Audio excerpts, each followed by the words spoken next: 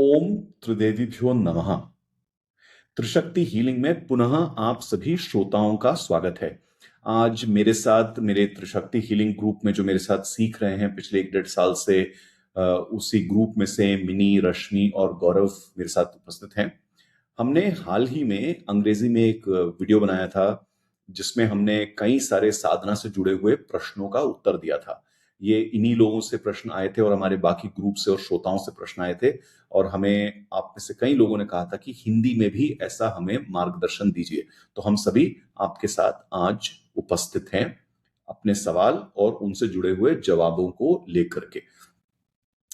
तो आज के वीडियो में हम दो चीजों पर ध्यान देंगे। एक तो साधना से जुड़े हुए क्या अनुशासन है, किस प्रकार से हमें अपने शारीरिक, हमारे आसपास के वातावरण से जुड़े हुए अनुशासन रखना चाहिए, हमारे दिनचर्या से जुड़ी हुई किस प्रकार के अनुशासन रखना चाहिए, क्या हमें अपने विचारों में, अपने संकल्पों में अनुशासन रखना चाहिए, और किस प्रकार से हमें अपने अभ्यास को सुधारना चाहिए।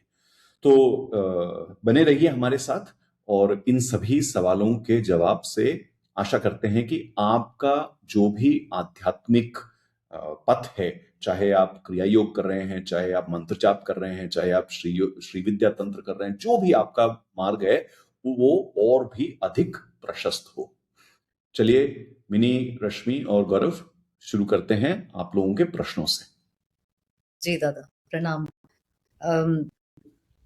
दादा, मैं आपसे प्रश्न पूछना शुरू करना चाहती हूँ, और मैं आपको ले जाना चाहती हूँ वापस आपकी एक वीडियो पे जो हाल ही में आपने साझा किया था, जहां आपने बात करी थी कि दुनिया में आजकल इतनी उथल पुथल हो रही है, तो कैसे साधना के द्वारा खुद को भी सशक्त कर सकते हैं और दुनिया को भी। मेरा प्रश्न इसी आधार पे था कि वीडियो के हिसाब से जब दुनिया में अधर्म और उथल पुथल बढ़ती है, पूछना चाहती हूँ कि क्या जो हमारा व्यक्तिगत जप तप होता है, ये सिर्फ में ही मानसिक शांति देने के लिए है, या फिर ये सामूहिक ऊर्जा को या कलेक्टिव वाइब्रेशन को भी बदलने का एक तरीका है? बहुत सुंदर, बहुत ही सुंदर प्रश्न किया आपने, और इससे हमें सुनने वालों के लिए और आप लोगों के लिए कई प्रकार के आपको मार्गदर्शन मिलेंगे। तो एक एक करके कुछ भागों में इसका उत्तर को देखते हैं मिनी। तो सबसे पहले तो उस वीडियो में जहां पे मैंने बात करी थी कि इस विश्व में जो भी आज युद्ध हो रहे हैं, क्यों कहीं ना कहीं उन सभी लोगों ने, उन देशों ने, उन व्यक्तियों ने या उन समूहों ने कहीं ना कहीं अपने धर्म, अपने राष्ट्र धर्म, अपने मनुष्य धर्म से शुरुआत करी, पर जहां उनको कुछ ना कुछ परिणाम मिले, अच्छे परिणाम मिले, वो उनके अहंकार का कारण बने। और क्योंकि कहीं ना कहीं उनके मार्गदर्शन में कमी थी, वो अपने ही पतन का कारण अब बनते जा रहे हैं और इस विश्व के पतन का कारण बनते जा रहे हैं। तो ये संदर्भ था जिसमें मैंने ये कहा कि हर मनुष्य को धर्म के पथ पर चलना चाहिए और अपने जप तप को और भी प्रबल करना चाहिए। क्यों?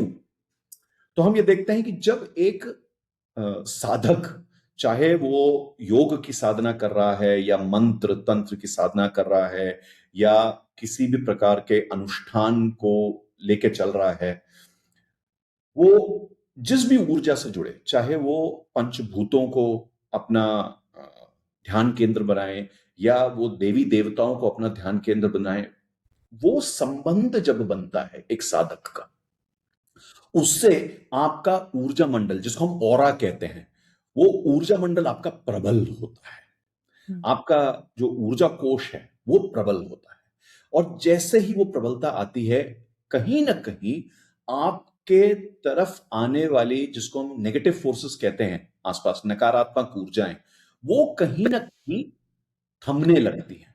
ठीक है? जैसे कई बार हमने सुना होगा, ये कहते हैं, बड़े बूढ़ों ने हमें कहा होगा, चलो कोई बड़ी चीज होनी थी, वो छोटी होकर के निकल गई। सुना है ना हमने ये चीज को? जी जी। या कोई बड़ी चीज होनी थी, वो टूट टूट के 2 4 5 हिस्सों में हो गई, है ना? जी जैसे मेरे को आज भी याद है, मैं 3 4 साल पहले अपने परिवार के साथ कहीं पहाड़ों में गया, और वो 7 8 दिन हम जब बाहर गए, हर दिन, प्रतिदिन कोई ना कोई छोटी घटना हमारे साथ होती रही। कभी गाड़ी की बैटरी खराब हो गई, कभी कुछ हो गया, कभी कुछ हो गया, लेकिन कोई ऐसी बड़ी घटना नहीं हुई। मैंने जब उन 7 8 दिनों के घटनाओं को जोड़ करके सोचा कि कितनी नकारात्मक ऊर्जा उस वक्त लगी थी, चाहे जो भी कारण था, समय बुरा था या जो भी होना था, अगर वो सब एकजुट होकर के हो जाता, कितना बुरा हमारे साथ हो सकता था। समझ रहे इसको? तो एक साधक जब अपने जीवन को साधता है, साधना क्या है? जीवन को साध लेना।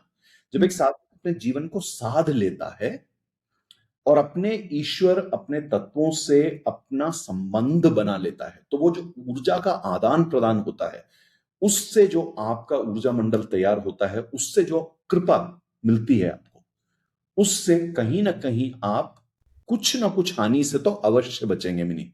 अब ये इस पर निर्भर करता है कि जितनी कृपा आपने प्राप्त करी है अपने साधना से, वो कितनी है।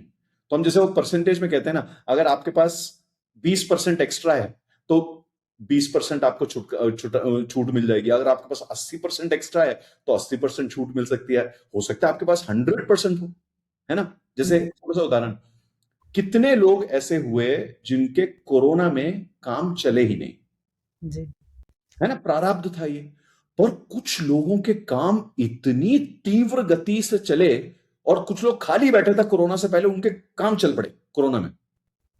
तो कहीं ना कहीं कुछ ऐसा उनकी कृपा, उनके प्रारब्ध में था कि वो समय बदला उनका। तो ये चीज, तो ये तो पहला भाग हुआ मिनी उत्तर आपके प्रश्न का। तो ये भाग स्पष्ट है आपको कि आपकी ऊर्जा, आपका संबंध जो बनता है उससे कृपा और आपके ऊर्जा मंडल की जो ताकत है उसकी वजह से आप बचते हैं। जी।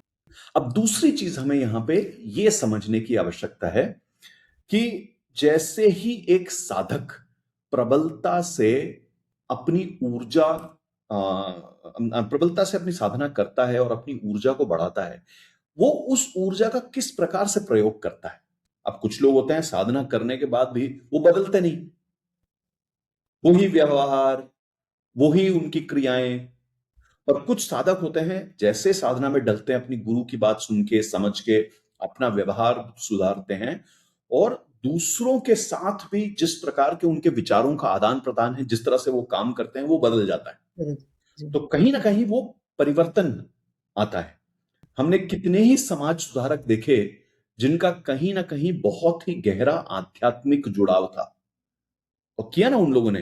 हमने कितने लोगों का नाम सुना है। आप स्वामी दयानंद सरस्वती की बात कर लें, आप रामकृष्ण परमहंस की बात कर लें, आप स्वामी विवेकानंद की बात कर लें, और ऐसे कितने ही हमारे गुरु और स्वामी और ऋषि हुए जिन्होंने समाज के सुधार के लिए काफी काम किया। तो जब एक साधक की ऊर्जा इतनी प्रबल हो जाए कि वो अपने साथ 4 लोगों को और प्रेरित कर पाए, वो तो और भी बड़ी बात हो जाती है उसके अंदर। और कुछ साधक ऐसे होते हैं जो इतने प्रबल हैं, जिनको अनुग्रह ऐसा होता है ईश्वर का कि वो पूरे जगत में कुछ ना कुछ परिवर्तन लाने में सक्षम हो जाते हैं। ये है साधना की ताकत, ये है साधना का अनुभव मेरी। जी, जी। तो मतलब हम साधना करेंगे तो इस पे हमारे आसपास और शायद हमारे देश की ऊर्जा भी प्रोटेक्ट होगी। बिल्कुल। एक बहुत पुराना, हाँ, एक एक मेरे को शिव पुराण का एक छोटा सा एक कथा मेरे को याद आई। सदाशिव बैठे थे और उनके पास कई सारे ऋषिगण और उनके सारे प्रिय भूत प्रेत सब बैठे थे। तो किसी ऋषि ने उनसे कहा कि क्यों ऐसा होता है महादेव, कि जो सात्विक गुण वाला है वो समाज से परे हट जाता है। क्यों वो सात्विक गुण वाला जंगल में रहना पसंद करता है? तो महादेव ने क्या कहा? महादेव कहते हैं कि वास्तव में अगर समाज को चलाने का अधिकार, समाज के मार्गदर्शन को करने का अधिकार तो सिर्फ सात्विक ऊर्जा वालों का ही है। लेकिन वो सात्विक ऊर्जा वालों को थोड़ा सा रजस भी अपने अंदर लाना होता है ताकि वो उस प्रकार का अनुशासन ला सके, उस प्रकार का मार्गदर्शन कर सके। ये प्रेरणा आपको अपने अंदर लाने की आवश्यकता होती है। तो मैं एक और चीज यहां पे ये कहना चाहूंगा, साधक जो है वो कई बार वो कहते हैं ना, मैं शांत हो गया हूं बहुत ज्यादा, है ना, वो चुप हो गया, कट गया, है ना। मैं तो कहता हूं कि एक एक एक साधक को एक शांत शेर की तरह होना चाहिए। वो शेर की तरह ताकत, वो ऊर्जा उसके अंदर होनी चाहिए, जो वो गरजे तो लोग खड़े हो जाए, एकजुट हो जाए। वो है साधना, है ना? तो शांतता अपने अंदर, पर ऐसी असीम ताकत कि जब मौका आए तब दुनिया को पता चले कि शेर क्या होता है ना तो मैम? जी, और इसी संदर्भ में शत्रु बोध भी उसे रखना चाहिए। चैतन्य तो यही है ना, तो समझना, चेतना जब आती है जीवन के प्रति, वो तो यही है कि आपको पता है कि क्या है, कौन है। साधक बनने का ये मतलब तो नहीं है कि आपने दुनिया को भुला दिया, हम रहे तो इसी मायावी जगत में रहे हैं। कौन क्या है इसकी पहचान होनी चाहिए। तो मैं आप लोगों से अक्सर कहता हूं कि आपकी साधना का सबसे पहला परिणाम कहां दिखना चाहिए आपको? आपके भौतिक जीवन में, आपके कार्य क्षेत्र में, आपके परिवार में। और कहां दिखना चाहिए? आपकी बुद्धि का विकास हो, यहां से पता होना चाहिए कि हमारे जितने, मैं अक्सर कहता हूं, जो हमारे दिमाग में जो चलने वाले कहानियां हैं, जो ड्रामे हैं हमारे, वो सब बंद हो और आपकी चेतना ऐसी हो, आपकी बुद्धि ऐसी हो, सामने जो चीज हो रहा हो आपको पट पता लगे कि इसमें सही क्या है, गलत क्या है। जी, कुछ। बहुत बहुत धन्यवाद आप। तो आप सभी का बहुत बहुत आभार कि आप ये सभी अपने और दूसरे लोगों से लिए हुए प्रश्न लेकर के आए। और सभी श्रोताओं का धन्यवाद। आप सभी से मैं जल्दी मिलता हूं, तब तक के लिए ये आशा कि आप अपने आध्यात्मिक पथ पर आगे तेजी से उन्नति करेंगे। जल्दी मिलूंगा, तब तक के लिए जय महाकाल, जय जय महाकाल। महाकाली। जय महाकाल।